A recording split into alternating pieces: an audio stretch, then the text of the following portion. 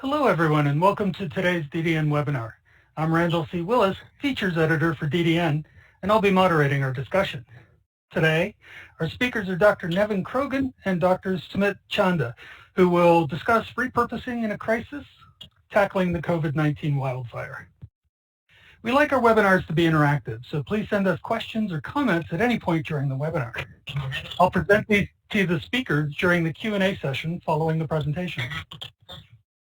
To ask a question, simply click on the Ask a Question tab and type your query into the box located on the bottom left of your screen. We'll try to address as many of these as we can. To expand the presentation window, simply click on the opposed arrows at the top right corner. This will maximize the display within your screen. Later, we'll archive this webinar on the DDN website and send you the link via email within a couple of days. Please note that you will not be able to download the presentation slides. Before we start, I'd like to take a moment to thank our sponsors. Twist Bioscience is a leading and rapidly growing synthetic biology company that has developed a disruptive DNA synthesis platform to industrialize the engineering of biology. The core of the platform is a proprietary technology that pioneers a new method for manufacturing synthetic DNA by writing the DNA on a silicon chip. Twist is leveraging its unique technology to manufacture a broad range of synthetic DNA-based products, including synthetic genes, tools for next-generation sequencing preparation, and antibody libraries for drug discovery and development. Twist is also pursuing longer-term opportunities in digital data storage and DNA and biologics drug discovery. Twist makes these products for use across many industries, including healthcare, industrial chemicals, agriculture, and academic research. Kinase. Reaction Biology is a U.S.-based premium provider for drug discovery services, offering drug screening against more than 1,000 targets, as well as cell-based assay services and animal testing. They recently developed COVID-19 related assays to screen drug candidates, inhibiting the binding of the viral spike protein and the entry receptor ACE2, as well as assays for testing protease inhibitors against viral and host proteases. R&D Systems. Bio-Techne empowers researchers in life sciences and clinical diagnostics by providing high-quality reagents, instruments, custom manufacturing, and testing services. Their family of brands creates a unique portfolio of products and services. Science is their passion. It drives them to collaborate, develop, and manufacture award-winning tools that help researchers achieve reproducible and consistent results. Whether you're at the cutting edge of academic research, translating basic discoveries to therapeutic leads, or at a facility that requires the highest level of diagnostic testing, their innovative products and services provide the solutions you need to achieve success. R&D Systems, a Bio-Techne brand, has been setting the standard in quality research reagents for over 30 years. Synthigo is a genome engineering company that enables the acceleration of life science research and development in the pursuit of improved human health by leveraging machine learning, automation, and gene editing to build platforms for science at scale. Synthigo is currently engaged in multiple collaborations with scientists at UCSF, Stanford, Stop COVID, and others that are researching SARS-CoV-2 pathogenesis, potential diagnostics, and therapeutic approaches to combat the COVID-19 pandemic. Our sponsors have provided us with some helpful resources related to COVID-19, which we have posted to the resource section to the left of your screen. You can access and download these documents at any time during the webinar. And with that, let me introduce our first speaker, Dr. Nevan Krogan. Dr. Krogan is a professor in the Department of Cellular and Molecular Pharmacology at the University of California, San Francisco, where he's also a senior investigator at the Gladstone Institute of Data Science and Biotechnology. Dr. Krogan also serves as director of the Quantitative Bioscience Institute at UCSF, which fosters collaboration across the biomedical and physical sciences, seeking quantitative methods to address pressing problems in biology and biomedicine. Welcome, Dr. Krogan. Thank you very much for that introduction. It's a great pleasure for me to be here to tell you about some of our ongoing work, and it's a great pleasure to be talking alongside my esteemed colleague, Sumit Chanda. So I'm going to be telling you about some recent work that has come out of the recently formed QCRG, the QBI Coronavirus Research Group. And here are the list of a group of scientists that have come together associated with the Quantitative Biosciences Institute at UCSF. It started with 22 different laboratories and has since extended to include over 40 laboratories, encompassing hundreds of different scientists. And I would argue that these scientists have come together in a very unprecedented way to try to come up with ways to fight this particular pandemic we're all dealing with. And we have systems biologists, structural biologists, chemical biologists, computational scientists, and virologists. And they've all come together with their unique tool sets to try in an integrative way to come up with ultimately treatments for this particular virus. And that picture there in the middle with a bunch of us, I think that's the last time most of us were all together. I think shortly after there we disbanded and we had to adhere to shelter-in-place rules. So what I'm going to be talking to you today about is a paper that has recently come out of the QCRG, and it's the generation of a SARS-CoV-2 protein-protein interaction map, looking at human proteins with the goal of identifying the human proteins that the virus needs to infect our cells to try to come up with ways to carry out drug repurposing, identifying drugs and compounds that would then bind and inhibit those human proteins that the virus would need to see if they have any antiviral effect. And I would say that our approach is really based on biology. There's larger screen that are being carried out. Here we took a different tack. We said, let's try to understand the biology of the virus and let the biology point us in directions in terms of specific compounds and drugs and specific pharmacological approaches. So there's over 130 different authors on this particular paper involving over 30 labs. And to me, it's a testament to the collaborative spirit that went into this particular project. And the approach that we're taking really is focusing on the host. There's a lot of ongoing efforts trying to find drugs and compounds that would target the virus or the viral proteins. We're taking a different tack. We're trying to systematically understand which human proteins and genes the virus needs to infect our cells and trying to then pharmacologically inhibit the human proteins themselves. And there's advantages to this strategy. You don't have to worry so much about a resistance because obviously we don't mutate as fast as the virus. We and others have shown that viruses hijack similar machinery in our cells during the course of infection. So the idea is if you could find a treatment for COVID-19, it could work for COVID-22, COVID-24, and other viral infections as well. There's obviously disadvantages here. There are toxicity issues, but a lot of our focus here is on FDA-approved drugs and compounds in clinical trials that have passed toxicity.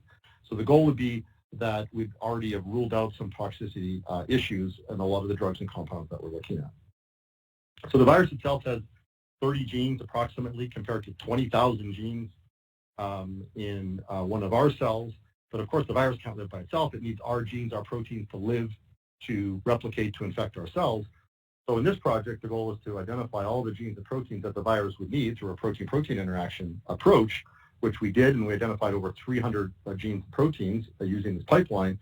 And then using this map, we narrowed it down to 69 different drugs or compounds that we predicted may have antiviral effects. And this type of protein-protein interaction mapping strategy we had employed in the past across many different viruses in collaboration with many scientists around the world, including looking at HIV, different enteroviruses.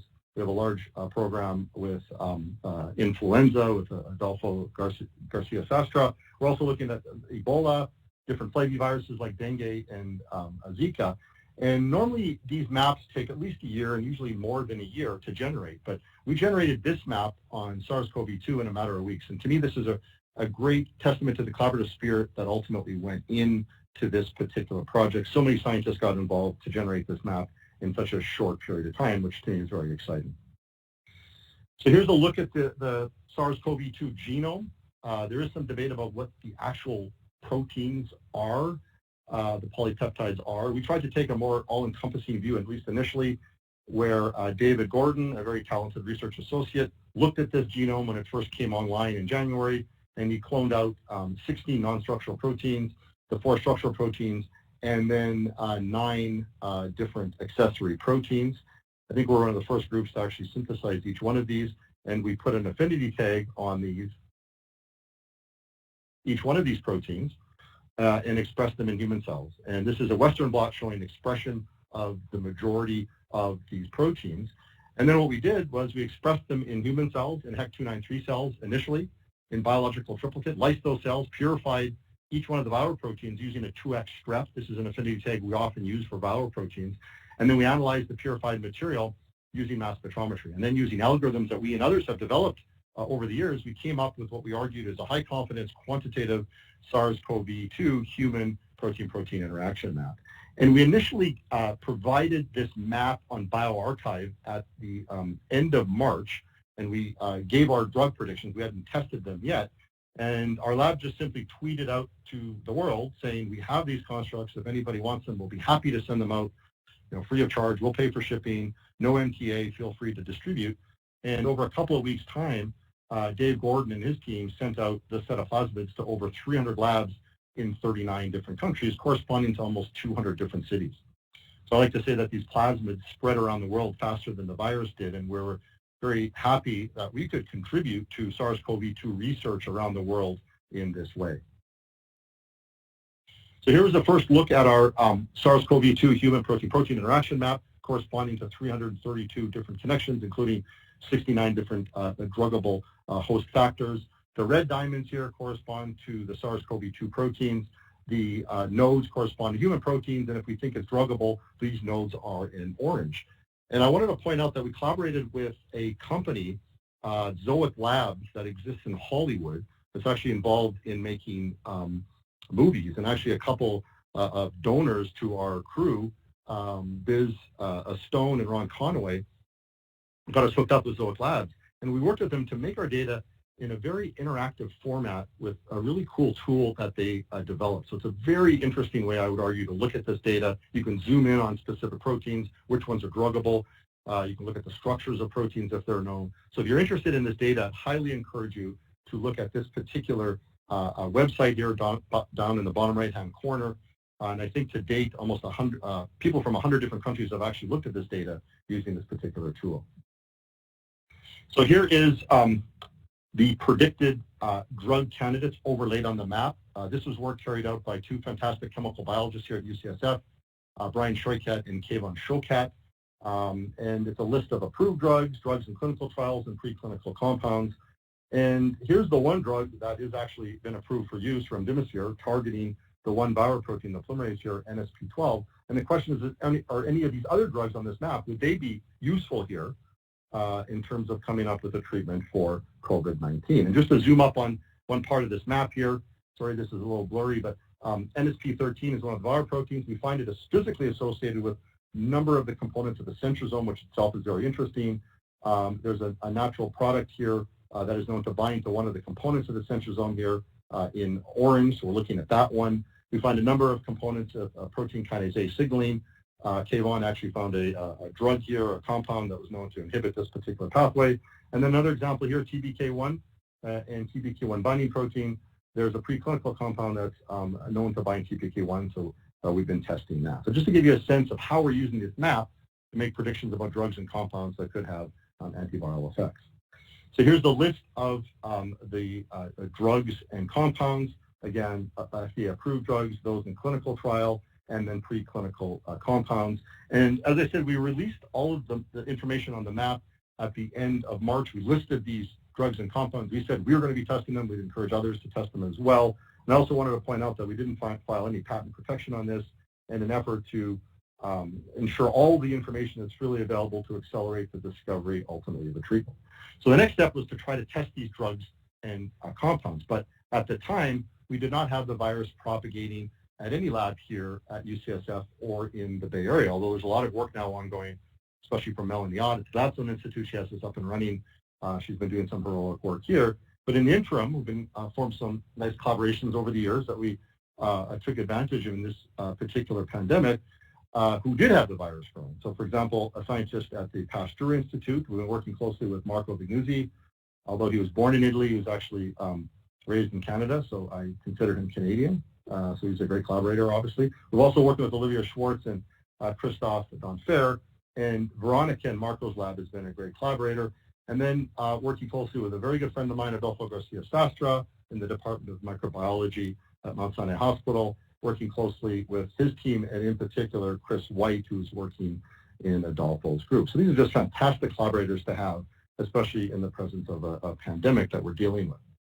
So we sent out these drugs and compounds to both sites, and they've been testing these. And just to go briefly into the details of the assays that they've used, so initially they're looking at Vero6 cells. At the time, it was a challenge to figure out what human cells to use with respect to these virological assays, and work has progressed in that front. But initially, Vero6 cells were used. They were grown up. These are African green monkey cells. And 2 hours before infection, drugs or compounds were added. And then you had infection at 2 different MOIs, 4 times higher in Paris when compared to New York. The assay was let to run for a couple of days, and then it was subjected to formaldehyde. And in New York, what they were doing was looking at biomicroscopy, using an antibody against NP as the readout. There's one readout for infectivity. They're also looking at a viral titer, TCID50 assays in certain cases. And in Paris, they didn't look at the protein. They were looking at the RNA component of the virus through qRT-PCR reactions, and also doing viral assays, plaque assays as well. So it was great that we had these 2 fantastic set of collaborators doing similar things, similar assays, and getting similar results, which was giving us a lot of confidence on the data that we were ultimately generating. So in total here, we looked at about 2/3 of the drugs and compounds that we identified out of the 69. So in total, actually, we looked at 47, and this is what we initially published. Since then, we've looked at the remainder 1/3. There's some very exciting data in there as well that we're following up on, but I'm just going to focus here initially on the first 2/3 of these drugs and compounds. And ultimately, we narrowed in on a set of agents that we showed to have antiviral activity in both continents, including drugs hitting protein translation, these biogenesis inhibitors, including zotatofin.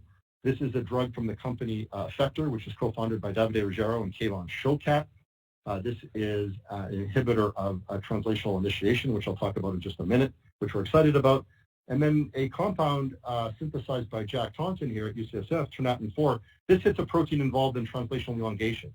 And excitingly, there's another drug that hits the same protein, pledepsin, that's actually approved for use in Europe to combat multiple myeloma.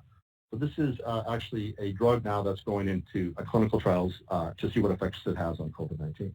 So that's one set of drugs and compounds we're excited about. The other set came from our map, and these are modulators of the receptors sigma R1 and sigma R2, including antihistamines, antipsychotics, antimalarial drugs like hydroxychloroquine that we've heard a lot about, obviously, the female hormone progesterone, anti-anxiety medication, and then a number of exciting preclinical compounds as well. And what I like to say here is if you just looked at the chemical composition of all of these sigma R1, R2 modulators, there's no way you could group these together. But if you knew what the target was, and we think we do, that's how you connect these. And this is why it's so important to understand the biology before you go to the chemistry or the pharmacology. That's a perfect example of that.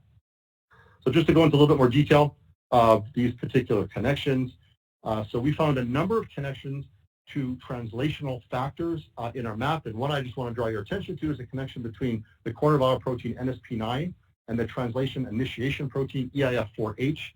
This is important because EIF4H is known to regulate another translational initiation protein, EIF4A, and it's known that zotatofin, that I told you about before, actually targets EIF4A, and this is why we wanted to look at this in more detail. And we actually did show a strong antiviral effect with zotatofin, which is actually in a phase 1 trial for cancer as well. Interestingly, just like pledepsin, it's being used to target multiple myeloma. And just to walk through some of these assays with you, I know Sumit's going to be showing you some of these later as well, where we're looking at ternatin-4 and zotatofin. I'll just show you the ones here in New York on the left-hand side. So along the x-axis, you're increasing the amount from left to right of the drug concentration. And on the y-axis is a readout looking at either the human cells or in black or the virus in red. So obviously what you want is a horizontal line for the black and then a vertical line for the red. So you can see here with both ternatin-4 or zotatofin, it does have strong antiviral effects. And just to go through some of the biology here with you a little bit more detail, as I said, zotatofin here in the middle targets EIF4A, a translational initiation factor, and then ternatin-4 and pledepsin actually hit a protein involved in translational elongation, EIF1A. So we think This is a key node that the virus needs, obviously, in order to replicate that we can try to target pharmacologically. So now to the second set of drugs and compounds that we're excited about. This was work really led by a great chemoinformatician here at UCSF, Brian Shoykat, and it's related here to these sigma receptors. Interestingly, we found NSP6 binding to sigma R1 and ORF9C, a different dog protein binding to sigma R2. If you look at the sequences of sigma R1 and R2, there's no way you could say they're connected, but pharmacologically, they're very related. And as I showed previously, we found a number of known sigma R1, R2 modulators having antiviral effects, including antipsychotics like haloperidol, there's hydroxychloroquine, the progesterone, antihistamines as well. So we're very excited about this particular class of compounds that we're looking into more detail. Brian's identified a number of other sigma R1 modulators that we're continuing to screen with Adolfo and Marco in Paris. So we're trying to find the best in class to go forward with. And just to say a few more words about the sigma R1 receptor itself, there's a lot of work that's gone into this over the last many years, but many still consider it an orphan receptor because we still don't know what the natural molecule in our cells is that actually binds to this receptor. But it's been linked to a number of different processes, including ER function, mitochondrial membrane regulation, as well as plasma and nuclear membrane regulation as well. But we're very excited about this particular receptor, and we're doing a lot of work with Brian Roth at the University of North Carolina characterizing this in vitro. And one of the preclinical components here that we're really excited about, this one compound, PB28, which was initially synthesized in the 1990s. It has not been in humans yet, but it appears, at least in the cell model, that it to be significantly more potent at killing SARS-CoV-2 than hydroxychloroquine. So this is work from Chris White in Adolfo's lab. You can see here on the right-hand side, if you look at the IC90 values, it's seemingly 20 times more potent than hydroxychloroquine. And this is correlated with the fact that Brian Roth saw that PB28 has 20 times greater affinity for sigma R1, R2 receptor compared to hydroxychloroquine, giving us even more confidence that we're looking at the right targets of these drugs. We're looking at these receptors that we think the virus needs to infect our cells. And of course, we've heard a lot about hydroxychloroquine and the toxicity effects in these clinical trials, in particular, the cardiotoxicity effects. So we looked at this in more detail with Brian Roth at North Carolina, and he did these very beautiful in vitro binding experiments. And what he showed here is that hydroxychloroquine binds much more tightly to the hERG receptor, which is associated with the heart, that's on the right-hand side, compared to the sigma R1 and sigma R2 receptors when you compare it to PB28 or other sigma R1 modulators that we find have antiviral effects, such as clemenstein here in orange. So if you look at the sigma R1, R2 binding plot, in purple here you see PB28, and in orange clemenstein. They have a much higher binding affinity to sigma R1, R2 compared to hydroxychloroquine when you compare it to the hERG binding. So the logic here is that maybe some of these other compounds will not have the cardiotoxicity effect that's seen with hydroxychloroquine. It could have other toxic effects, but we don't think it would have cardiotoxicity effects. And at the time here, so I'll show you on the left-hand side on the Venn diagram, we couldn't genetically perturb sigma R1 and R2, so we're trying to pharmacologically narrow in on that these are indeed the right receptors. And what we did here was a Venn diagram. This is work from Brian Shoykat's lab, where we looked at all the compounds we're looking at that had antiviral effects, and we said, okay, what's known that's bound by these molecules in the cell? And the only thing that we found with all of these was actually sigma R1 and R2. And I'd say genetic experiments that we haven't published yet have nicely now confirmed, I think, that the sigma R1, R2 receptors are indeed key receptors that we should be looking at pharmacologically. And I want to show you this experiment. This was done by Chris White in Adolfo's lab. I think this is a great experiment. Previously, I showed you that both in Paris and New York, in Adolfo's group, they were adding drug and then infecting. But the question was, that Chris had was, well, what if we infect the cells for a while, then add the drug? Do we still see antiviral effects? So he carried out the following experiment for us, where he did a time course with much higher MOI than was used before, an MOI of 2. And if you look on the right-hand side here, we did the same thing as we did before. Add the drug 2 hours before, add the drug as soon as we infected, and then add the drug 2 hours and 4 hours post-infection. And you can see at any time point, you see potent antiviral effects with hydroxychloroquine, PP28, and cytadofan. And this tells you a number of things, including that we think that these drugs are acting post-entry, which is consistent with our protein-protein interaction map, which was really focused on intracellular interactions. The last piece of data I just want to show you about the sigma R1 R2 receptor has to do with dextromethorphan. So Brian Scheukat called me up one morning and he says, you know, we've been looking at all these antagonists of sigma R1 and R2. That is to say that they decrease the function of these receptors, and accordingly we're seeing antiviral effects. The question is, if you could turn up the receptor with an agonist, do you actually see a proviral effect? So he says, well, dextromethorphan is a well-characterized agonist of these receptors. So his hypothesis was maybe it would be proviral, and this is exactly what we saw here. Ironically, though, dextromethorphan is actually in most of the over-the-counter cough syrups that are sold, and this is ironic, obviously, since coughing is one of the symptoms of COVID-19. Of course, there's a huge jump from what we see in the laboratory to humans, so we offered that strong caveat. But for us, this was a great experiment to really narrow in on the sigma R1, R2 receptors. We really think these are the key receptors, or at least some of the key receptors for this particular virus. So as I said, we're looking more broadly at which ones of these modulators would be best to take into a clinical setting. And just for the last couple of minutes here that I have, I just wanted to tell you about another paper that's not been published that will hopefully come out very soon with a similar group of individuals that we worked on in the first paper, where we're looking at the global phosphorylation landscape of SARS-CoV-2 infection. And this was led by a great postdoc in my lab, Mehdi, with Pedro Beltrao, Kayvon, Danielle, Marco, Adolfo, Jeff Johnson, and many, many others. So this has been a great collaborative project as well. And what we did here was just using mass spectrometry, like we've done in many other cases, other infection studies, is globally look in the host to see what changes there are with respect to phosphorylation at different time points. So this was, on the left here, an experiment done in Paris where they infected cells, and we're looking at 2, 4, 8, 12, and 24 hours post-infection at phosphorylation by mass spec. There's a way to enrich for phosphorylation using titanium dioxide, and then it's an analysis by mass spectrometry. And we can globally look at changes in the host. We've actually, just by straight clustering, we could immediately just have 5 different groups here of proteins in the host that are upregulated, downregulated, some that go up and then down. So there's a wealth of biology that we're extracting out here. We actually identified many phosphorylation sites on the viral proteins themselves, which we're looking into in more detail. But one of the things you could do, these are tools developed by Pedro Beltrao at EBI EMBL in Cambridge, is to look globally at the phosphorylation changes and then identify kinases that are up or down regulated. So in red here, these are predicted kinases that are upregulated based on the phosphorylation data, and then blue, things that are downregulated. And as we all know, kinases are some of the most druggable sets of proteins in our cell. And we have Kayvon Scheukat here at UCSF, who's one of the world's experts at pharmacologically inhibiting the kinases. So we looked at this map, and he made a number of predictions about kinase inhibitors that could have antiviral effects. And we've been working, again, with this Adolfo and Marco, checking these out. One of this is a casein kinase 2 inhibitor, which we're very excited about.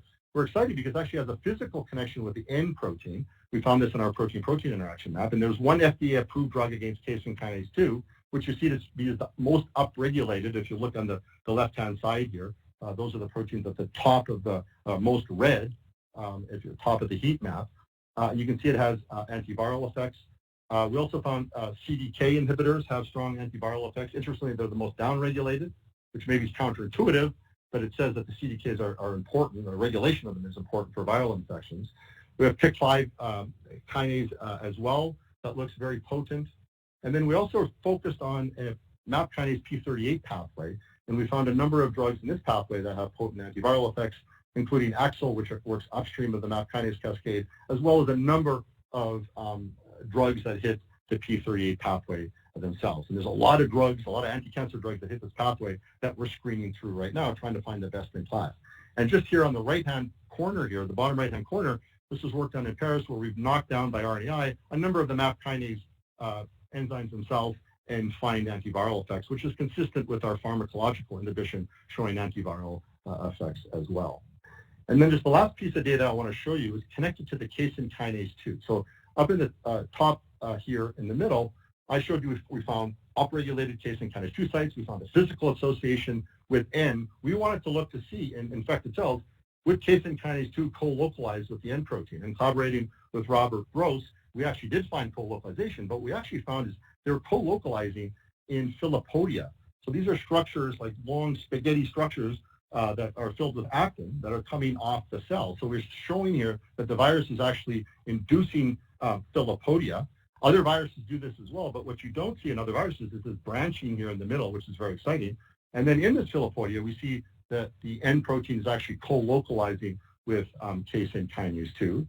And collaborating with Elizabeth Fisher at Rocky Mountain Labs in Montana using EM, you can actually see here, this is Filopodia with the black arrow. You can actually see the virus is budding off of the Filopodia. So the hypothesis here is that the cell, or the virus is making the cell make the Filopodia so it can poke into other cells. So it's a more efficient way to infect other cells that are close by. And then what we have here is another beautiful image of Filopodia formation. This is again by Elizabeth.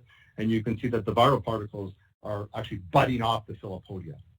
So that we think that the model here is that we've identified casein kinase 2 here on the right. We think N is manipulating this pathway to carry out a cytoskeleton reorganization that's beneficial for this Filopodia formation. And we think that on the left-hand side, Rho is being actually downregulated by NSP7, forcing the casein kinase 2 pathway to be more active, which is the pathway that I think is more efficient at generating this Filopodia. And we're creating experiments now looking at Filopodia in the context of this FDA-approved drug that inhibits casein kinase 2. So just future work, there's a number of these drugs we're transitioning into clinical trials. There's actually 13 clinical trials that have started based on connections from our protein-protein interaction map already, which is very exciting. We're starting to push a number of them through as well. I really think these combinatorial studies are going to be super interesting going forward, just like was used with HIV, this combinatorial work. So maybe you'd have to combine one of these drugs that target a host protein with remdesivir. Maybe it's 2 drugs against the host and 1 against the virus, or some combination of that. We're starting to carry out genetic studies as well. I alluded to some of that using CRISPR and RNAi. And now we're focusing our attention on other coronaviruses, so we can carry out comparative studies looking at SARS-CoV-1, MERS, and then a coronavirus that isn't as virulent, OC43. So we're generating protein-protein interaction maps with these viruses. We'll do similar post-translational modification analysis and genetic studies as well. And just to emphasize here is that we're really focused on the biology and letting the biology tell us which directions to go with respect to drugs and pharmacological studies that would hopefully have therapeutic value. And just to summarize here, this was a really collaborative effort that's been ongoing. I alluded to a scientist at UCSF in New York, Mount Sinai in particular, Adolfo, the Pasteur Institute in Paris, but there's been a lot of other scientists involved, including in England, North Carolina, Seattle, San Diego, Michigan. Also great collaborations with companies as well, large and small. And this has been really refreshing to see, in my opinion. And what I just wanted to end with here is this idea about breaking down silos. And I would argue that the Quantitative Biosciences Institute over the last several years has really tried to break down silos across many different disciplines. And what's been so exciting for me to see over the last couple months is these silos really being not just broken down, but busted down. And this is connections between different laboratories, between different institutions, and between the academic world and the pharmaceutical world as well. And I know this has been a huge tragedy, but for me, the silver lining here is to see really how fast we can all move if we all work together. And for me, the challenge is, can we keep this infrastructure together in the future when the dust settles on COVID-19? So we're more prepared for the next pandemic, COVID-22, COVID-24, the next virus that comes along. And my question is, why aren't we working like this collaboratively, working on other diseases like breast cancer or Parkinson's or Alzheimer's? So I think the challenge for the scientific community is to keep this infrastructure in place so that we can move quickly like we have with COVID-19. So I alluded to a lot of the scientists that we've been collaborating with. This is a picture of my group that was taken, I think, a couple months before COVID-19. It seems like 10 years ago now. But just a few people I want to point out. David Gordon, a research associate, really led the charge of our protein-protein interaction study in collaboration with, he's in the bottom left-hand corner. And on the top right-hand corner is Gwen, a technician that was instrumental in helping Dave generating the protein-protein interaction map. The tall guy in the middle, I don't know if you see my cursor, but that's Mehdi, He led the phosphorylation study. And there's three other names I want to mention because we're doing a lot of mass spectrometry analysis.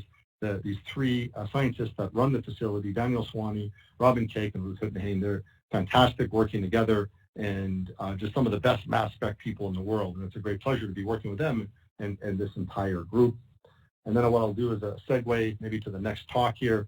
Here's a picture of us, I think looking pretty good. I don't even know where this picture was taken. Maybe Sumit can chime in and tell us, but it's a picture of myself. This was Santiago, Chile.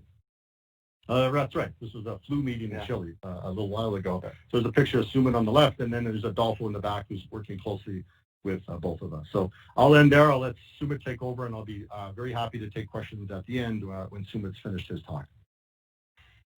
Thank you very much, Dr. Krogan. Just as a reminder to the audience, you have the opportunity to ask questions at any time using the question box. And as Dr. Krogan alluded, after both talks have been completed, that's when I'll reframe and present your questions to our speakers. So, as following Dr. Krogan's lead, Dr. Sumit Chanda, welcome to the podium. Thank you. Thank you for the invitation, and I want to congratulate Nevan Krogan and Adolfo Garcia Sastra and his colleagues for an incredibly elegant study, just a beautiful, beautiful piece of work. So while Nevan was dancing his ballet, we took more of a decisively brute force approach to this repositioning issue. We tend to liken this more as a WWE SmackDown type of assay. Instead of understanding the biology, we went straight for the compounds and tried to understand what worked. So before I jump into how we got into the science of it and the data, I want to talk a little bit about how we ended up getting to where we are, both as a planet and as a lab. And so the coronavirus 2, SARS-CoV-2, general consensus now is that the origins of it was from a bat. And like with all zoonotic viruses that infect humans, there's really two paths to jumping off. So first is potentially a direct transmission to humans. So one of the hypotheses is that there was encounters between humans and bats in the wet markets in Wuhan. A second hypothesis is that there was an intermediate species called the pangolin that carried the virus to humans. The other outstanding question right now is whether this virus came preloaded with the software that allows it to transmit from human to human. That's not always the case when something jumps species, or was it simmering in the population for a while and gained some mutations that allowed it to be fairly readily transmittable between humans. The one aspect that I think that we're not thinking a lot about now, but I think may become an issue, is transmission to and from domesticated animals. So we know that the virus replicates very readily in hamsters. For those of you with cats, we've seen that there's an incredible amount of shedding in the feces of cats. So when it's time to clean your litter box, do it with care. And also tigers. So for those of you who were inspired by the TV show to get a pet tiger, I would suggest maybe putting that off for about a year or a year and a half until we get a vaccine. So this is the scorecard here of various different coronaviruses and the other respiratory viruses we all know very well, influenza virus. There's a lot of data here, but I just want to point out a couple of salient features of SARS-CoV-2, the causative agent of COVID-19. One is this number called R0. R0 is the number of people that the average infected individual passes the virus on to. And you can see that value is significantly higher than it is for flu. It's less so than the original SARS that came out in 2002, 2003, but more so than MERS. The other really critical feature of this virus is the incubation time. So it's an extended incubation time compared to other respiratory viruses, and especially the time that people remain asymptomatic, which allows the virus to spread. An individual can't quarantine him or herself during that time, and that really contributes to this R0 value. And finally, the case fatality rate. That's likely to come down for SARS-CoV-2, but as you can see, it far exceeds what we see for flu. So if we go back about 100 years and look at and try to gain lessons from the 1918 flu pandemic, which was the last major respiratory viral pandemic to sweep across the globe, this graph really poignantly shows what the impact of that pandemic was on American life. So what you're seeing here is the life expectancy, the U.S. life expectancy, which steadily climbs, and even in comparison to World War I and World War II, which had negligible impact on life expectancy, you can see this massive dip in life expectancy that was brought on by the flu, the 1918 flu pandemic. The one thing I think to realize is that this pandemic was actually a pandemic that came in 3 waves, and this is, I think, very pertinent at this point. I think while we're in the middle of what could be the middle of multiple waves of a coronavirus pandemic. So the first wave of the 1918 flu came in the spring. There was a second wave that came in the fall, which was much worse than the first wave. Now, there were some mitigating circumstances there that I'd be happy to jump into if we have time later. And then there was a smaller third wave. So if that is, as it appears that this coronavirus is going to be seasonal, we should be preparing for a second and third wave of this virus. I think more likely than not that will happen. If it doesn't, we can consider ourselves lucky, but if it does, it's better to be prepared. So how did we get into this? So the backstory here is, I think, almost as interesting as the science, and if you will indulge me, I will share with you how we almost stumbled onto this repositioning project, and all started when Xin Yin, a postdoc in the lab, went home to China for the Christmas break for well-deserved holidays with his family. And so he sent me an email saying that there is this pneumonia being reported in Wuhan with unknown etiology that had been tracked to a novel coronavirus. And he also, after talking with his friends in Wuhan, really deduced that it was much worse than the media reports at the time. And from a virology perspective, if you have a novel coronavirus or a novel influenza virus, that's when you go into DEFCON 4. The potential for pandemics of those viruses are known to be incredibly high. And so we decided that we should do what we can based on our abilities and those of our collaborators. So what I did was immediately started, as Nevan did, starting to put together what I call now a virology dream team.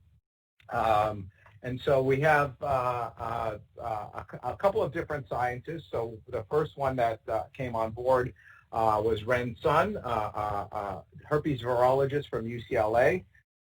He introduced us to Shoufeng Yang and Kwek Yun at Hong Kong University. Dr. Yun's lab was actually the lab that isolated and characterized and discovered the first SARS, the SARS-CoV-1 in 2002, and Ardolfo Garcia Sostra, who also collaborated with Nevan, who is the one that reconstructed the 1918 influenza virus and really informed us of some important virology of that virus.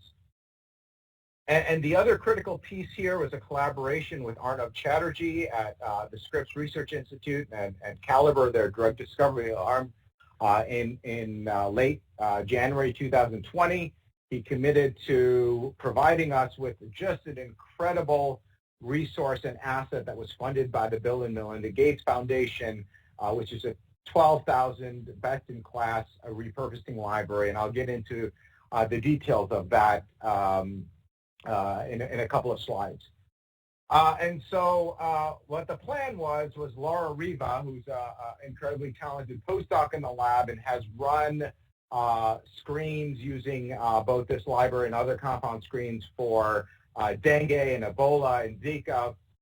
She was going to pack the library and some automation into her suitcase and fly over to Hong Kong and work with Dr. Yun's group to show them how to screen 12,000 compounds against this newly emergent virus. Around the time as she was packing her bags and getting ready to leave, the Trump administration instituted a travel ban from China, which meant that she could go to Hong Kong. She's an Italian citizen, so she likely wouldn't be able to come back. So we decided that that was not a viable option. And so what we went to was our plan B, which was high throughput screening by iPhone.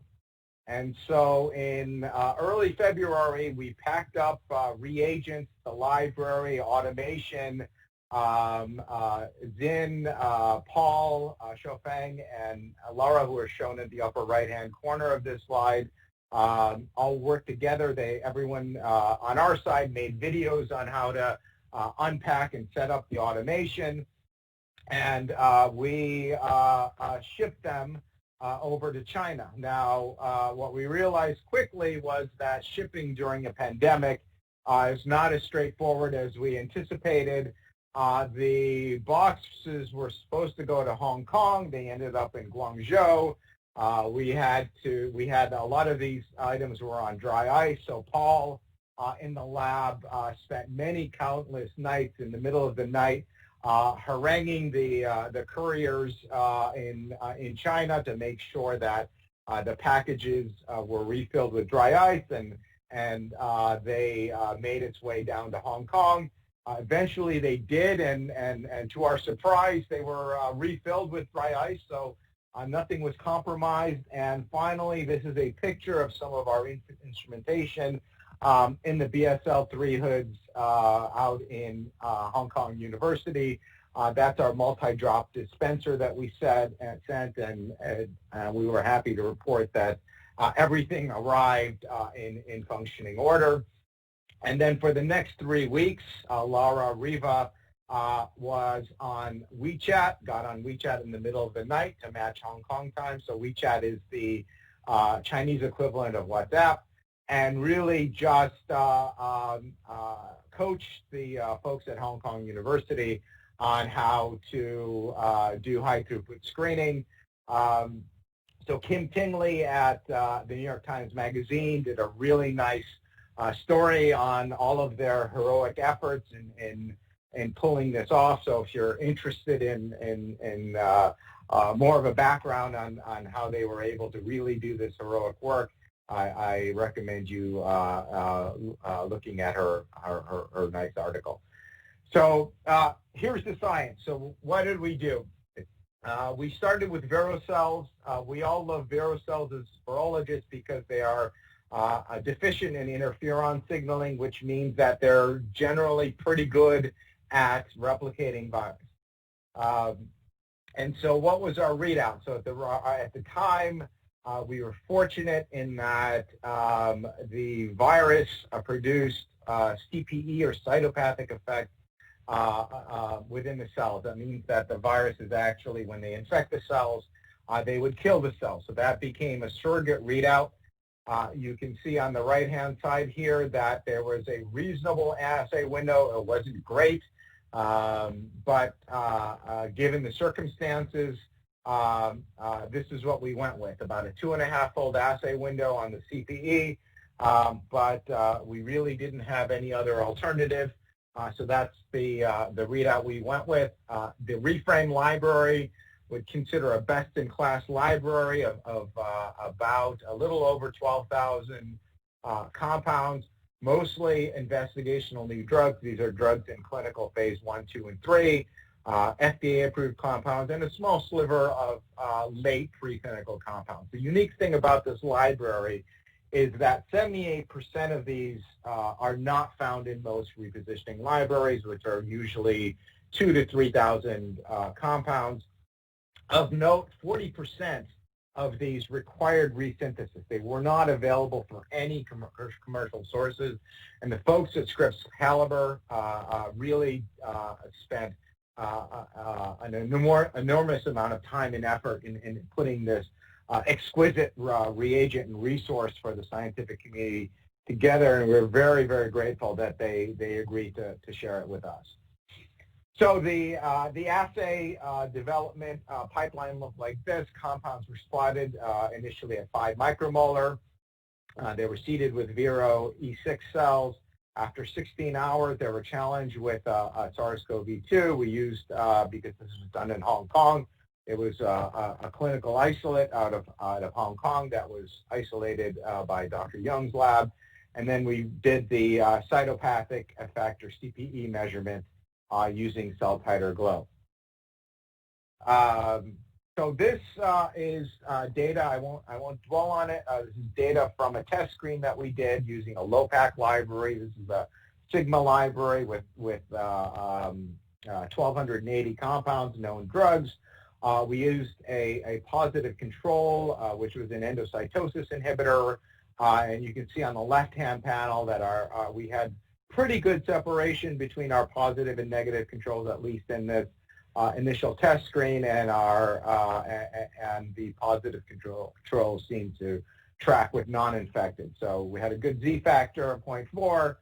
This allowed us to pull the trigger on the larger screen. So just want to remind you, all this is being done remotely by Laura from 7,000 miles away, so really on a wire without a net here.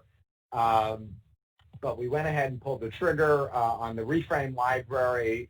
We saw some degradation in the assay window and the noise here, but our Z factor was reasonable. We ran the screen twice, had good correlation, so we were happy with the data. On the left-hand side, you can see the positive control and the non-infected segregate reasonably well from the DMSO control. Okay, so what did we do next? We took the screening data and we wanted to really try to digest it on a global level. And so one of the advantages of using an annotated library of known drugs is that a lot of these drugs have known or reported targets. So we can go back to the biology and see what really is happening, not necessarily from a chemical structural standpoint, but a biological standpoint. So what we did was we looked for drug classes or target classes that were necessarily enriched in the analysis, in the screen. And so I'm going to talk you through this, but these are some classes that came up: retinoic acid receptor agonists, antimalarials, as Nevan alluded to, cholesterol inhibitors, potassium channel inhibitors, benzoyl diazepine inhibitors. I think Nevan's analysis also picked some of those up. This is all of this data, most of this data is in bioarchives. So if you want to do a deeper dive into that, I suggest you go in there, but I'll talk you through what this figure is. Essentially what I just boxed there is each black dashed line is the activity of a compound within that target class. The left-hand side is the more potent compounds. The right-hand side, the compounds with less activity. The more segregation you get to the left-hand side, the more compounds in that class hit in the assay. So you can start to really understand, what are what's the underlying biology that could be driving some of these readouts, and you could do some fun stuff like looking at chemical epistasis. So this is looking at an RAR, retinoic acid inhibitor, which inhibits, and then you can add a retinoic acid antagonist that reverses that. So you can do these chemical epistasis studies to look at whether these are really driving on-target type of activities. Because we did the screen in VROE6 cells, the first thing we wanted to do was make sure that these molecules were actually expressed in the right target organ. So we took publicly available expression data, and for the most part, these are different lung tissues. I won't get into this, but for the most part, these targets were being expressed in disease-relevant cell types. So meanwhile, back in La Jolla, BEI was releasing the virus in late February, and we took delivery of the virus in early March. Laura Martin-Sancho, an incredibly experienced virologist in the lab, received the virus and really went through a lot of hoops to be able to quickly propagate the virus in this lab, enough to do some follow-up screens. So this is the Washington isolate that we're using. This is from really patient 0 in the U.S. who had visited China and came back to the Seattle area and then developed COVID-19.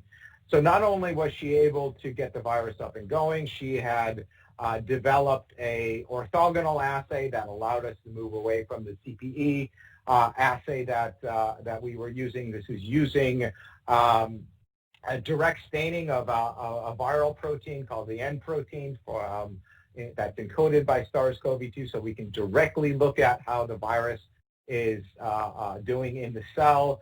So this is an antibody that was provided by Dr. Adolfo Garcia Sastra at Mount Sinai. So he had developed this antibody for SARS-CoV-1 back in 2002, stuck it in a freezer, and it had incredible cross-reactivity with SARS-CoV-2. So I think the moral of that story is sometimes it pays to be a hoarder and keep your reagents around for over a decade. You never know when you'll need it again.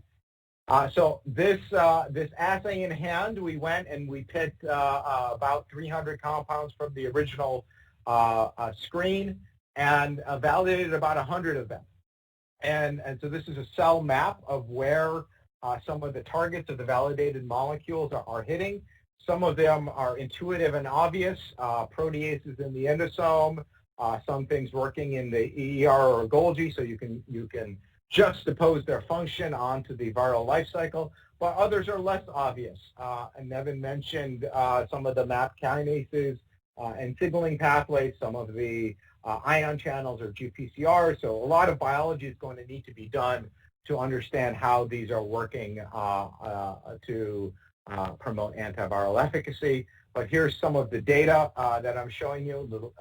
What I'm showing you here is a heat map of a dose-response relationship between the top compounds and antiviral activity in VROE6 cells. We were able to establish a dose-response relationship for about 21 of the 100 compounds. And this is the data. And you can see that the antiviral efficacies, which are shown in black, versus the toxicities, there's a nice separation. We used the criteria of a selectivity index of greater than 10 to select compounds for further evaluation. We also wanted to make sure that these compounds weren't specific to VROE6 cells, so we went into 2 human cell lines, 293 and HUH7s. And as you can see by this graph, nearly all of the compounds showed activity in one or more human cell lines. So Nevan mentioned potential combinatorial activity, and there are a lot of advantages for that. One is you get to use lower doses, avert toxicity, but also, I think importantly, you really raise the bar for the emergence of resistant viruses. So these are 4 compounds that we saw a fairly potent synergy, and I'm going to talk you through this. with remdesivir. I'm going to talk you through this. So the black lines represent the compounds by itself. The red line represents compounds plus remdesivir. The dotted black line is remdesivir by itself. And the dashed red line are what you would expect just based on additive function between the two molecules. So the shaded pink there shows you the level of synergy. So hemvention A is an antimalarial that shows the greatest synergy with remdesivir. So I hate to reopen Pandora's box, but this suggests that possibly some of the antimalarials may be worth looking at in combination with remdesivir and to see if there's an appropriate safety window to give them combinatorially and perhaps see if you can elicit greater antiviral activity. So here's the cheat sheet of the molecules. Again, I won't go through all of them. I just want to highlight a few things. So first is the antivirals. So these would be the direct-acting antivirals. I think these are of particular interest. Obviously, everyone here knows about remdesivir. The other one is an HIV antiviral. It's a reverse transcriptase inhibitor, an NNRTI. We have done dose response on it. This is not enough. I need to update this slide. But it has triple-digit cellular EC50s, and we hypothesize that it may be binding an allosteric site in the coronavirus polymerase to block replication, but we are doing additional studies. But I also want to focus you on some of the most potent molecules that we found, and so our criteria here to move things forward for further evaluation is EC50s less than 500 nanomolar. So these are cellular EC50s. And selectivity index is generally greater than 10. Every once and again, we throw in something that's greater than 5. But that was those were the criteria that we, based on the known Cmax of these compounds, we extrapolated that we could get enough exposure in the lungs to drive antiviral efficacy in a patient. So for some of these compounds, we started defining mechanism of action. Nevan nicely described the time of addition assays. So we saw the opposite things that we did. So these are decisively viral entry inhibitors. They don't work if you give them after an hour.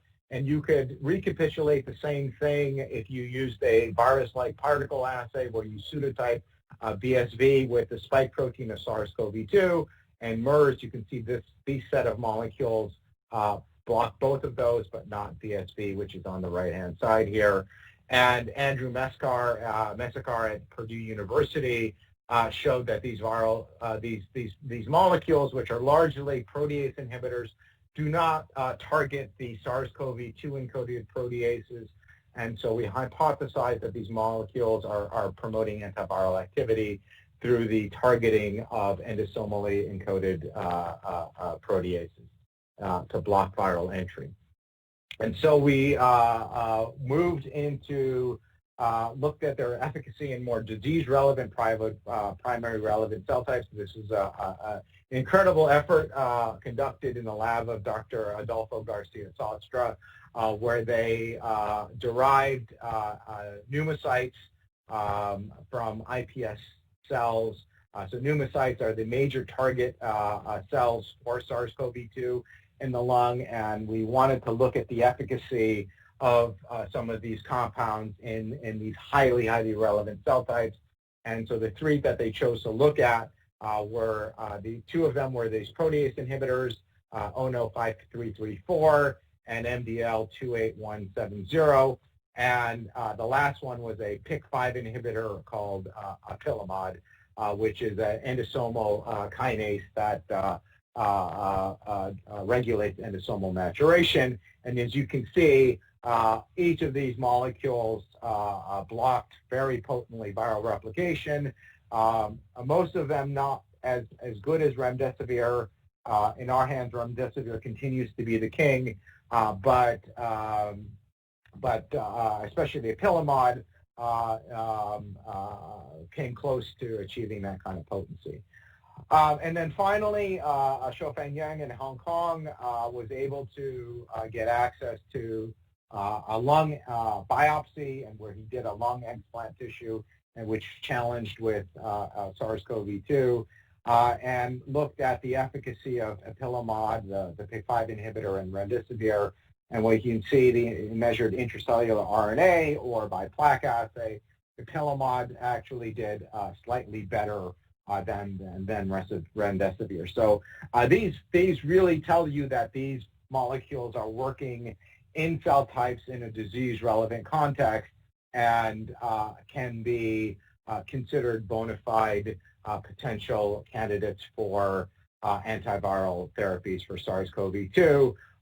So I'm going to take the last slide here to wax a little bit poetic about, and then on a soapbox about the path forward. So before the EUA authorization for remdesivir, I was really a big advocate of moving some of these molecules forward into the clinics as quickly as possible. But since remdesivir has shown some level of reasonable efficacy and safety profiles, I think that it's incumbent upon us to get additional in vivo data for showing efficacy of these molecules before we move into patients. Especially, a special caution needs to be taken for these host-directed molecules. They have to function in the proper context, and host-directed molecules often have pleiotropic effects. So while apilamod sounds like really a fantastic molecule, one of its known targets is the suppression of IL-12, IL-23, and Th1 function. So in some cases in SARS-CoV-2 disease, especially in late-stage disease when you're having a cytokine storm, you could imagine that suppression of Th1 function would be a bonus.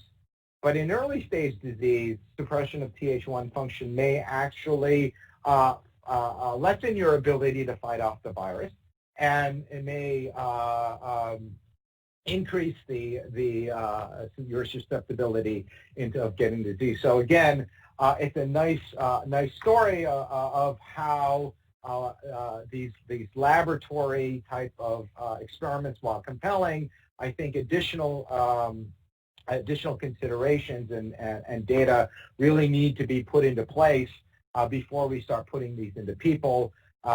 Especially now that remdesivir has set the bar. I think you have to be as good as, or so some benefit in addition to what remdesivir is able to deliver. So just wanted to thank all of the folks that did all the work. It was my lab, Laura Zinn and Laura Martin. I mentioned Adolfo, Arnab Chatterjee, Kwek Yen. On the right-hand side is additional past collaborators of the lab, and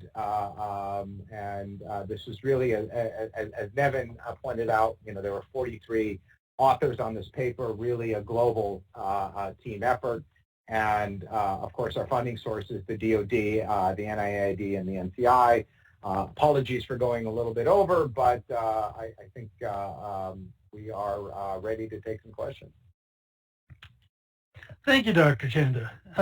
Yes, there have been quite a few questions which were being asked. Let me pull those up. Perhaps Nevan Krogan can start, and then Dr. Chanda can weigh in, and I apologize for the feedback. A lot of interest in the sigma R1 and R2 compounds, and general questions around sort of understanding the mechanism of action of some of the compounds that were testing positive against those targets, and whether there were R1 specific and R2 specific. Might you use a combination of those? Yes, that's a very good question, and I have to say there's a lot of murkiness around sigma R1 and R2. I alluded to some of it in terms of what's actually its known function in the cell, although it's connected to a number of different processes. But there's a lot of murkiness too in terms of in vitro binding, which of compounds to both sigma R1 and R2, tight binding in vitro, and does that correlate with binding in vivo and effects in vivo? And actually, if you look at literature, there are certain compounds or drugs that say one says it's an antagonist for sigma R1, the other says it works on sigma R2, but it's an agonist. So there's a lot of work to be done. And Brian Shortcat's really taking the lead on this. But we actually just got a new tranche of data in from Adolfo just this past weekend with some other sigma R1, R2 regulators. And we're very excited about this pathway. And as I alluded to genetically, I think we've nailed this, that this is something useful. And there's a lot of FDA-approved drugs out there. And I agree with Sumit, we've got to be very careful in terms of taking some of these anti-human. But remdesivir is not the magic bullet at this point. And as both Sumit and I said, I think maybe combinatorial approach may be useful. And maybe it's going to be remdesivir with one of these sigma modulators. So we're trying to scan as best as we can all the modulators of sigma R1 and R2. And it could be a double hit, just like you say. There could be, you won't maybe have one against sigma R1, one against sigma R2 going forward. But at least we know where to look, and this has opened up the pharmaceutical toolbox, if you will, to a lot of different drugs and compounds that, if you just look at the structures, you would not have grouped them together. So we're very excited about this, especially as we and others go to combinatorial approaches. Right. Dr. Sumit, Dr. Chanda, did you have anything you wanted to add? No, the sigma receptors have always been kind of the dark horses of pharmacology. They tend to be, as Nevan pointed out, kind of off-target effects of a lot of different compounds. So there are a lot of things that I think at Nevan's disposal here to try to find something that has a good therapeutic index to be able to knock this virus down. Right. Okay, wonderful. Actually, sticking with Dr. Chanda, one of the questions was about sort of overlaps between some of the highlighted potential therapeutic approaches, the drugs that can be repurposed between the different experiments, between what's going on with your group, between what's going on with Dr. Krogan's group and other research groups that are exploring this. What kind of overlaps are we seeing as far as common names coming up again and again, and does this form at least do you feel that somewhat validates the approaches you're taking? Yeah, so I think I'm going to start off and I'll let Nevan jump in. And so, we all kind of jumped out of an airplane at a 30,000 foot level, right? And kind of where you end up landing depends on, where you jump from and the speed of the wind. So, we all find different things on the level of specific compounds, but when you start looking at compound classes, that's where you start to see the overlap, right? So, obviously the hydroxychloroquines came up in both of our studies. We had antihistamines come up in our studies. There are a number of sigma receptors, off-target effects that seem to be enriched with some of these. So I think that, yes, every cell system, assay system, has its own idiosyncrasies. And so I think a meta-analysis of these will be incredibly informative, not only for us to understand the biology of the virus and the host pathogen interactions, but really to figure out which of these compounds are most likely to work once you put it into a hamster or a human. Yeah, maybe I'll just add to that. I agree with Sumit in terms of there is synergy, and it's not necessarily looking at the individual compounds. And this comes back to the idea, if you have the biology as the foundation, the biology allows you to make these groupings so much more effectively. There are a number of drugs and compounds that came out of Sumit's screen that we're starting to look at now and starting to see in vitro are binding to sigma R1. So we're definitely thinking that's in the same class. There is some overlap with respect to some of these kinase inhibitors individually, for sure.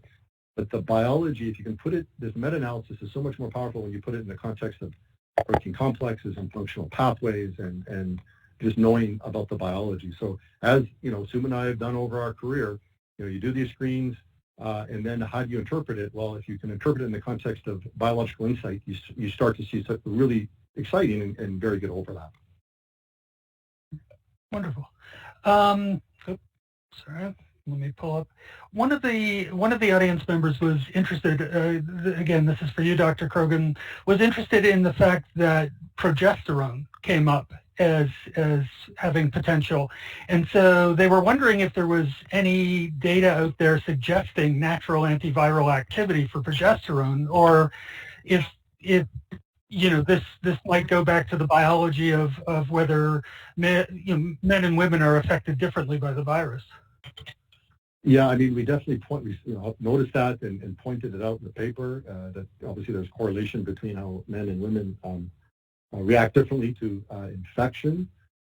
This could contribute to this. Obviously, much more data is required to make that definitive link. There was one other piece of data which I thought was interesting, which I didn't show, which I'll just briefly describe, where we looked at our 332 proteins that we identified in HEC293 cells, and what we did was globally look at all tissues in the body and saw which tissue collectively had these 332 genes most highly expressed. Number one, by far, was the lung, which gave us a lot of confidence that we identified, even though we're looking at kidney cells, we identified a functionally relevant set of interactions. But number two is testes, too. So we also pointed that out as well. I don't know if there's any connection ultimately in humans, but that combined with this fact that we found progesterone is very intriguing, but more data is required to make a definitive link, obviously, in people.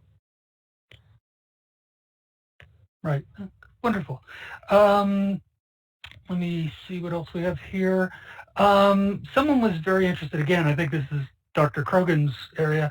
They themselves have worked on protein-protein interaction systems using things like yeast or even looking at cDNA libraries in bats. And so they were wondering, as different cell states, and I think you sort of started to address this, looking at different cell types, and do you expect those PPI maps to change significantly? Say, again, as Dr. Chanda was talking, moving to stem cell work and looking at airway epithelia or something like that. Yeah, it's a great question. Obviously, we started in HEC293 cells for a number of reasons. It's a workhorse cell line, and there's a shutdown happening at the university, so we needed to get a map out in one cell type. That being said, we have generated a number of host pathogen interaction maps in HEC293 cells, and when we then translate functionally our interaction map to more relevant cells, there's a really high degree of functional relevance when we start to knock these things down by RNAi or by CRISPR. Although that being said, we are extending this analysis to lung cells. We're actually iPS-derived cardiomyocytes, epithelial cells. There's a number of different systems that we're starting to look at. But that being said, the last thing I just want to say on this point is that even though we're looking in HEC293 cells, if you get a stable stoichiometric complex with a viral protein that you can characterize, say, by cryo-EM, which is what we're doing here semi-systematically, which is incredibly exciting, I've never seen that not be functionally relevant when you go to a more relevant system. So we're using cryo-EM actually in many ways as a validation tool of our protein-protein interaction maps before we go to genetics and virology. And this goes back to the point of, an all hands on deck, highly integrated, multidisciplinary type of approach is so important and powerful when we're trying to combat this pandemic. I don't know if Dr. Chanda had any thoughts on that? No, I agree with Nevan there. I have nothing to add. Okay, you guys are just too amenable. That's not okay. going to last long. Yeah. So, Dr. Chanda, you started to talk about this at the end of your talk as well. The idea of moving from in vitro screening and getting into the in vivo systems, and maybe you could address a bit about sort of thoughts, plans on moving into whether it's animal models or well, I guess ultimately we're working towards patients, but at least talking about animal models first. Yeah. So there's a number of different animal models that I think people have been looking at, and it goes from non-human primates all the way down to mice. And so, you know, for us, I think one of the important things is not only does the animal get infected by the virus, but does it show disease, right? So does it lose weight? Does it get respiratory symptoms? Because, you know, you can knock down the virus by, you know, tenfold, right? But the question still would remain, what does that mean for disease severity, okay? And so, you know, the issue is really finding a good model that's tractable, that can most closely recapitulate disease in humans. So people are using mouse models. We have to essentially knock in or make a transgenic with the AC2-human version. The problem with that model is that the virus ends up going places that it normally doesn't in the humans because it's a ubiquitously expressed transgenic of the receptor, so you get a lot of brain phenotypes. Other models like the ferrets, they get infected but they don't show disease, so they're very limited in the kind of information, disease-relevant information that you can get. So right now, at least for us, the front runner is hamsters. Hamsters seem to be, at least for small animal models, hamsters seem to undergo some level of weight loss, have some level of respiratory distress, and also replicate the virus in large amounts. Right. Dr. Krogan, from the protein-protein interaction mapping side of things, is there sort of parallel work being done in some of these model systems to see how well the mapping in human cells is paralleled or correlates with similar mapping in some of these animal models? Yeah, I mean, obviously it's a lot harder. We've actually done similar type of approaches with influenza, actually in collaboration with Sumit and Ivan Marazzi and Adolfo as well, where we initially generated these maps in human cells and then made a virus where you had an affinity tag in the genome, and then you infect the mice, and then what we did was purify out of lungs.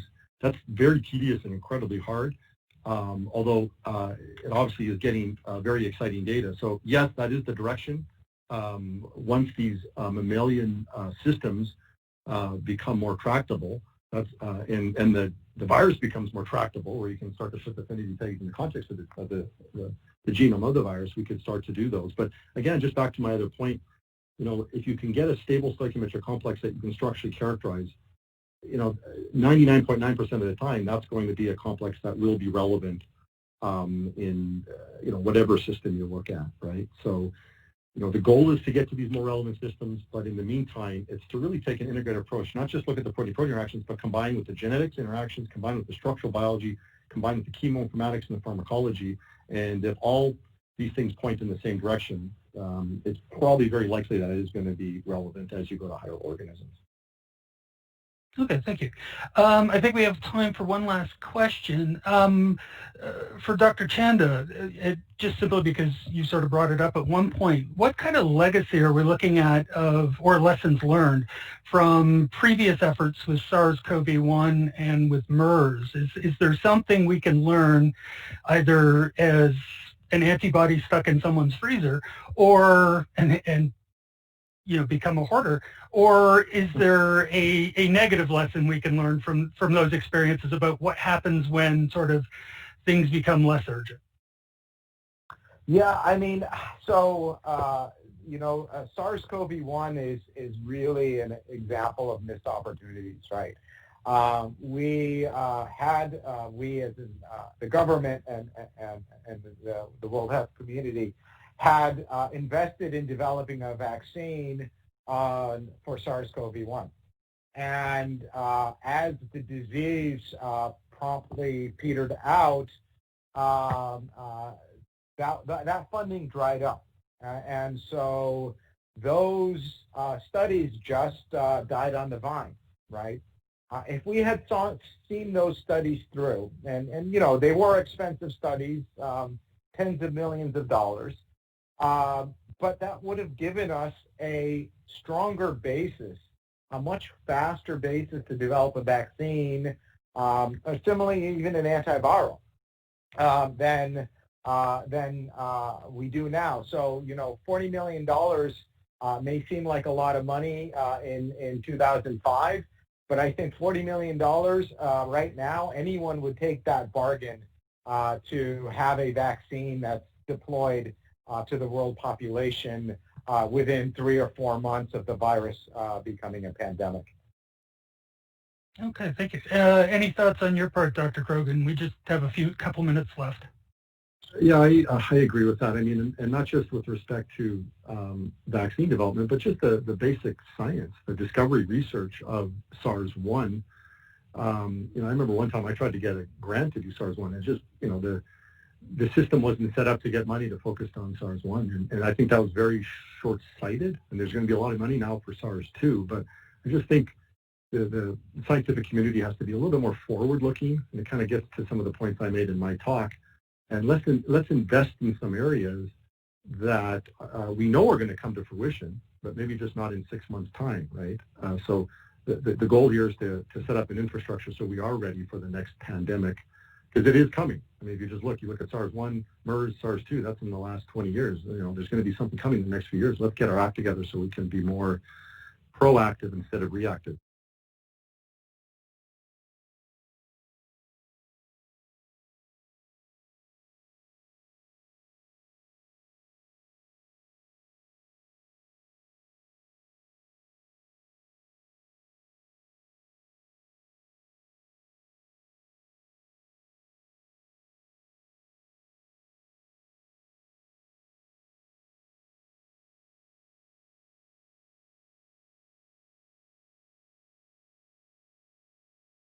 And can I just ask one question of Sumit? He talked about WWE. Sumit, which wrestler do you think you're most like? Can I ask you that?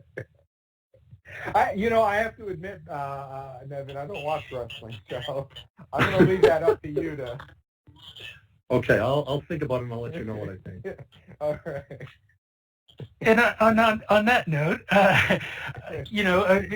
unfortunately, we're pretty much running out of time. So to our audience members, please feel free to communicate with our speakers whose email address is here if you have any further questions or I didn't get around to asking your question.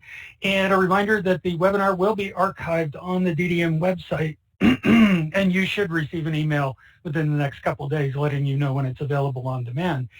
I'd like to thank everybody who joined us today, and particularly those who shared your questions and comments online. On behalf of DDN, I'd like to thank our speakers, Dr. Nevan Krogan and Dr. Sumit Chanda, as well as our webinar sponsors, Twist Bioscience, ProKinase, R&D Systems, my apologies to R&D Systems, and Synthigo. And thank you to everybody, and have a wonderful day.